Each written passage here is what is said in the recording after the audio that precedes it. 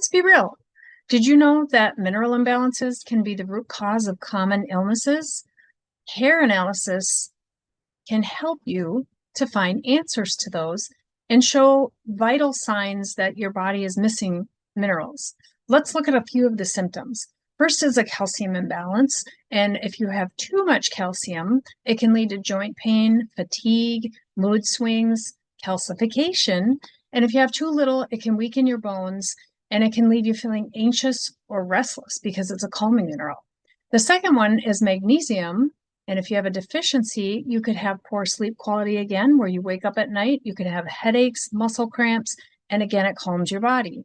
The third is a zinc deficiency, and that can affect your taste, your smell, your immune function, and your skin. So if you want to pull out of a mineral deficiency, the best way to look at that is hair mineral analysis. And this could be affecting your energy, your mood, your overall health. So let's get into this a little deeper. DM me and we'll schedule a free consultation call for you. And you can learn more how hair trace mineral analysis can help you with your health issues. Talk to you soon and keep it real.